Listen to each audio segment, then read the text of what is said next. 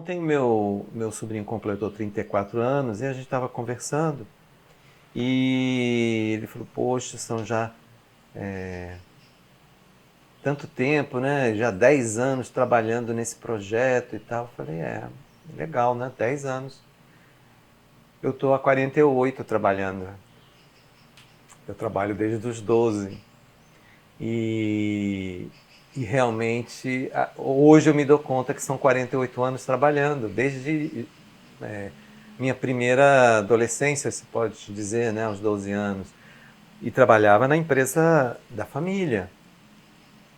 E aí eu percebo que tudo que eu fiz, mesmo que parecia ilógico para algumas coisas, né, mas tudo fez sentido, tudo faz sentido, né?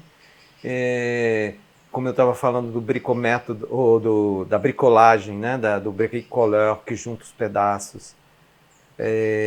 Isso foi pouco a pouco evoluindo, evoluindo. Quando eu entrei, eu retornei à academia nos anos, acho que foi 90, final dos anos 90, quase no século 21, que eu levei um tempo, né? Eu concluí a primeira fase da graduação e aí eu fiquei ensinando e trabalhando com turismo. Essas duas coisas que foram se interarticulando, né? Na alta temporada eu era mais guia e menos professor. Normalmente de dezembro a fevereiro eu era só guia. E durante março a novembro eu era professor, mais professor e menos guia. Minha própria trajetória profissional ela já era múltipla, né? E sempre lidando com diversas línguas estrangeiras, diversas culturas, e isso também foi aprofundando não só o meu conhecimento de línguas, mas também das culturas, né? Por exemplo, o francês é francês, mas não é só o francês. Você tem o francês falado no Quebec, quebecois, que se você não for um exímio conhecedor da língua, você não fala, não e nem entende, porque o quebecois ele evoluiu de uma forma e ainda se misturou com alguns termos do inglês. O francês falado em outras partes do mundo é diferente, diferente do francês que é falado na França, mesmo tendo a mesma raiz. E o mesmo acontece com a língua inglesa, com o espanhol. O espanhol da Espanha é diferente do espanhol falado em cada um dos países sul-americanos, né? Ou da América Latina. Então, quando eu chego na academia, que eu começo a fazer especialização e aí eu vou fazer mestrado e na sequência o doutorado, quando eu chego no doutorado, que aí eu percebo mais claramente, quase já chegando à conclusão, que não existia um método específico que representasse o que eu vinha fazendo. Porque o que eu vinha fazendo eram reuniões de diversas técnicas, de diversos métodos. Foi aí que eu encontrei, dentro da multireferencialidade, abordagem multireferencial de Jacques Ardoinot, alguns autores que me respaldavam naquilo que eu estava fazendo. E o mais significativo é o Lapassade, que fala sobre a bricolagem metodológica. E daí eu crio a expressão bricométodo, que está na minha tese, né, estruturada, e que eu venho falando um pouquinho sobre isso, mas que ainda, né, é pouco utilizada. É porque, para alguns, sair da caixa é difícil. E alguns pensam ainda, né, e aí é a grande crítica de Morin e todos os dessa escola de pensamento, né? Morin é amigo de Jacques Ardoinot e eles que fundaram a Universidade de Paris 8, que tinha uma nova perspectiva de educação, e ainda hoje ela é uma das mais provocadoras, né, de mudanças e tal. Então eu encontrei esses autores e tive assim, a sorte de ser introduzido na multireferencialidade pela Teresinha Froese-Burtenham, professora da UFBA, que era discípula, digamos assim, de Jacques Ardoineau. E ela foi minha orientadora do doutorado. E quando eu fui fazer Bolsa Sanduíche, ela disse, olha, entre em contato com ele. Ela me passou os contatos, eu entrei, apresentei o que eu pretendia fazer. Antes mesmo de fazer a minha Bolsa Sanduíche, eu tive a oportunidade de ir à França por uma outra questão institucional, e aí eu contactei ele, e aí ele se dispôs a ser meu conselheiro científico. Ele não podia ser mais meu co-orientador, porque ele já era aposentado, mas ele ficou como conselheiro científico. E na universidade foi um outro professor que assumiu o acompanhamento da minha bolsa sanduíche.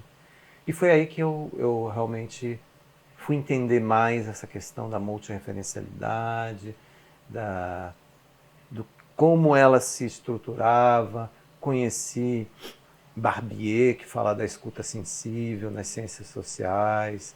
Então eu acho que foi essa experiência de viver com essas pessoas durante um ano, na Universidade de Paris e na Universidade de Paris I, que foi me dando conhecimento e foi me autorizando, que é um dos verbetes do livro do Jacques Ardoineau, Os Avatares da Educação, em que a gente se dá conta de quem somos, o que fizemos, o que estamos fazendo e o valor que nós temos para de onde nós viemos, né?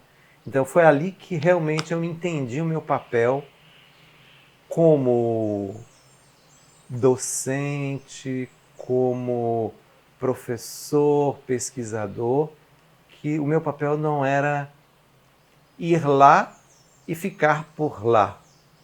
Era ir lá, beber e aprofundar nas fontes e retornar para aqui para poder colaborar com tudo que eu recebi da sociedade.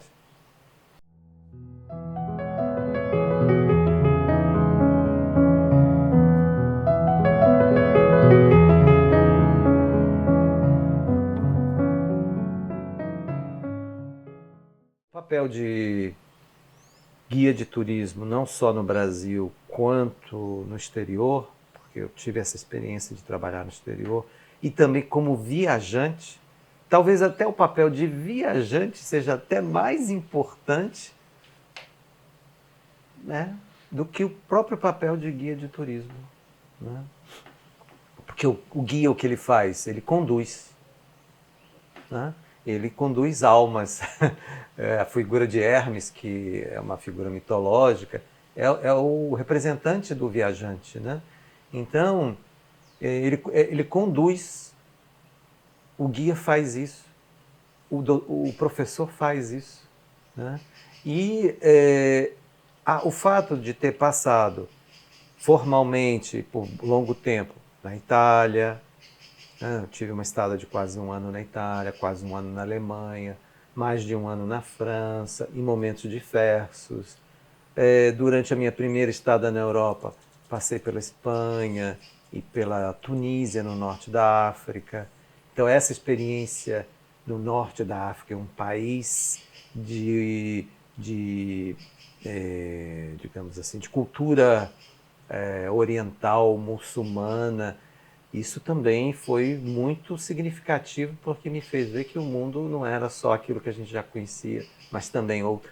Eu tinha conhecimento teórico, mas eu não tinha vivenciado. Então, o fato de ter passado por tudo isso e ainda viver num país, ter nascido num país e viver num país que é multitudo, né? Nós temos nacionalidades que vieram para cá, com todo tipo de perspectiva. E o Brasil acolheu, mesmo com todas as dificuldades, todas as diferenças, o Brasil acolheu e ainda acolhe. Claro, ainda com uma certa resistência não expressa, efetivamente, mas que, mesmo assim, acolhe. E quando ele entende o que é o acolhimento e entende como deveria ser, ele se dá conta que ele tem essas questões que precisa trabalhar, né? E isso está tudo dentro. Eu acho que está, como se diz aqui na Bahia, né? Está tudo junto e misturado. Então, o bricométodo é essa possibilidade, é um caldeirão em que você reúne as suas experiências, não só pessoais, mas acadêmicas. O que é importante para aquilo que você quer fazer? Seja um objeto de pesquisa, seja um tema, um estudo, o que efetivamente você precisa. Então, é verdade que as perspectivas mais estruturadas, mais quadradinhas, dentro das caixinhas que a gente vê na universidade e nos grupos de pesquisa, etc., eu acho que eles limitam demais o desenvolvimento das ideias. Eu considero que essa abertura maior deveria existir. Mas as pessoas têm uma certa resistência, às vezes um medo do diferente. Eu já perdi todas essas resistências, esses medos. Eu faço o que eu faço da melhor forma possível, atendendo ao que o outro necessita. Eu não vou dar para ele aquilo que ele não precisa. E eu nem vou dar nada, ele que vai me pedir. Eu digo o que eu faço, o que eu sei fazer, e ele me diz o que ele precisa. E ele vai escolher o que ele precisa. A partir do que ele precisar, eu vejo o que eu posso colaborar. Eu já saí daquela fase de eu achar que eu tenho o conhecimento todo e que eu sei o que ele tem que fazer. Eu não sei nada. Eu tento saber, eu tento entender o que eu preciso fazer para eu ser uma pessoa melhor, tanto pessoal quanto profissionalmente. Mas eu não tenho o direito de interferir diretamente no que o outro quer. Ele que sabe o que quer. Eu posso abrir o leque e mostrar, e ele escolhe, né? E aí eu queria voltar um instantinho à questão do dar e receber.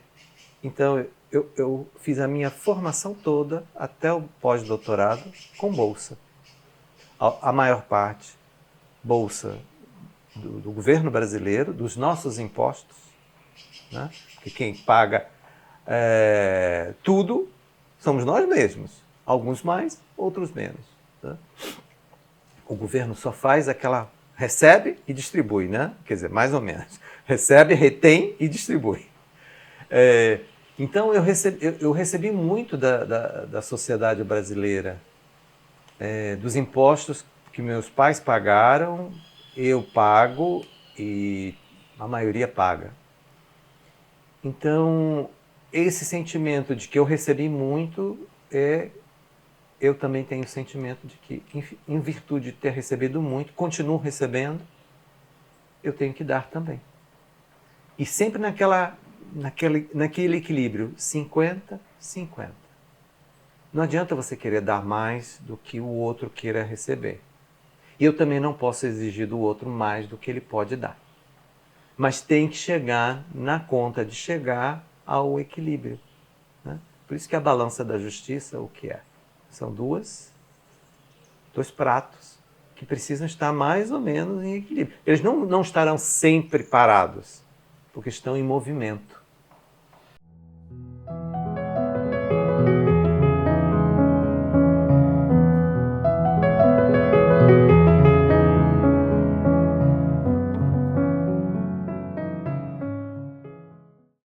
cultura do acolhimento, que a gente está cunhando essa expressão, né? A gente chegou a esse consenso que o acolhimento não é um simples ato, ele é parte de uma cultura, né? Como tudo na vida. É uma palavra ainda pouco compreendida no Brasil e no mundo. E eu percebo hoje, depois dessa trajetória, que eu já fazia, quer dizer, antes de mim, os meus pais faziam, os meus avós, eu não os conheci, mas pelas histórias eles faziam e todos faziam. Então isso, na realidade, é uma evolução. E eu percebi isso quando criança, como, né, na Piccola Itália, os meus pais recebiam e acolhiam os parentes, os amigos. Quando os meus tios casaram na Itália e vieram para o Brasil, eles foram acolhidos na nossa casa, ficaram um tempo conosco. Então eu fui percebendo pela prática familiar como se acolhe, né? Mas eu não tinha clareza das questões hoje, como estudante e teórico, né? E tentando transmitir, desenvolver esse conhecimento com os estudantes, o que era efetivamente esse conceito do acolhimento. E quando eu fui estudar para o mestrado, isso foi me inquietando. E aí, nas pesquisas, eu fui encontrando, eu cheguei a esse autor, o Pierre Guérin, que é quem mais estudou o conceito e a evolução histórica do acolhimento no mundo e na França, especificamente, né? E aí, em 2000, eu ganhei uma bolsa de estudos do governo francês para um treinamento do ensino do francês para o turismo e hotelaria. E eu passei um mês na cidade de Paris, e aí eu consegui ter acesso aos livros dele, fiz contato com ele, o conheci, e nesse mesmo ano, foi nesse ano, eu fui para uma outra cidade, aliás não, alguns anos depois, eu fui para uma missão do governo francês, que convidou a mim, que eu era representante da área internacional, e o diretor-geral da instituição, atual IFBA, que era Cefet na época, Cefet Bahia. Eu fui fazer algumas visitas e eu fui na cidade em que ele morava. E eu fiz contato. E aí ele me presenteou com os 2 volumes da tese de Estado dele, de 1000 páginas as duas, sobre a evolução histórica do acolhimento.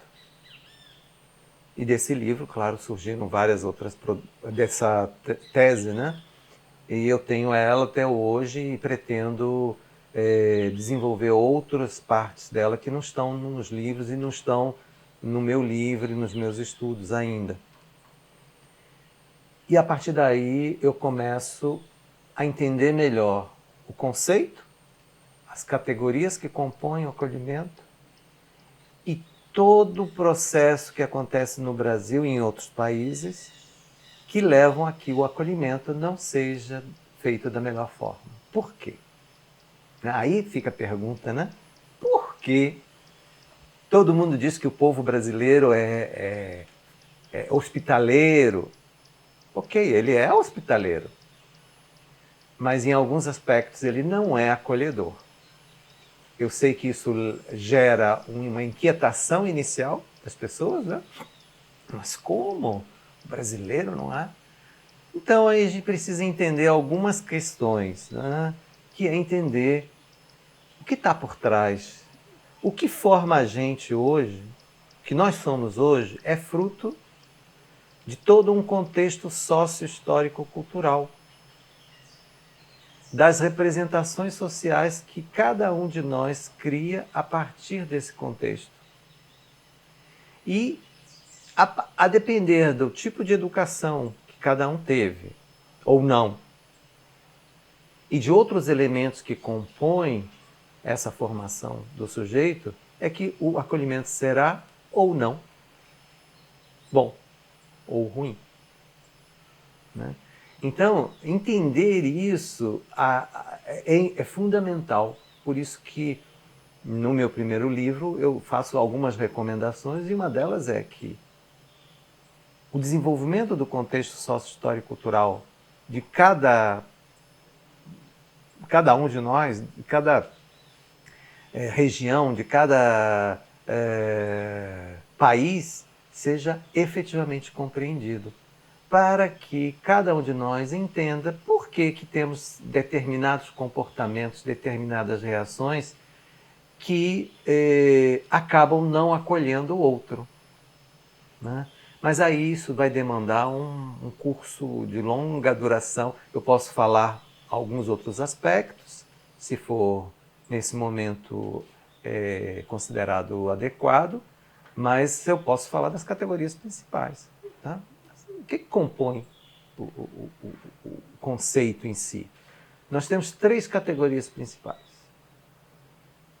O reconhecimento do outro, porque antes de tudo a gente precisa saber quem é o outro que nós, se for profissional sobretudo, né? Quem é ele, de onde vem, o que ele precisa, o que ele vem fazer aqui.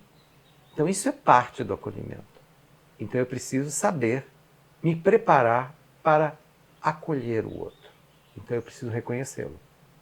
Quando eu era guia, só como ilustração, eu recebi uma ordem de serviço. Então eu sabia quem era o nome, como vinha, se vinha em grupo, se vinha individual, se vinha em casal, se vinha família, o país, a cidade, e a partir disso eu já fazia uma representação de quem eram as pessoas, de que país estava vindo. Se era do Quebec, era uma coisa. Se era do Canadá de língua inglesa, era outra. Se era americano, outra. Se era italiano, francês, espanhol, inglês, indiano, sul-africano, era outra. Então eu precisava me preparar para acolhê-lo de outra forma. Então tudo o que eu fazia, a preparação do material, a preparação das cartas de boas-vindas, eram adaptadas, adequadas a quem vinha. Então essa é a primeira categoria. A segunda é hospitalidade. A hospitalidade é como se nós, por exemplo, eu estou na minha casa e eu vou receber um amigo, um casal de amigos.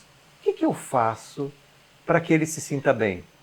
Eu preparo o quarto de hóspedes, eu já sei mais ou menos qual é o tipo de comida que eles gostam, eu preparo um ambiente, preparo um roteiro para levá-los para passear, dou todas as informações de cuidados para que eles não tenham problemas na cidade, que já passa para a terceira categoria, que é o cuidado.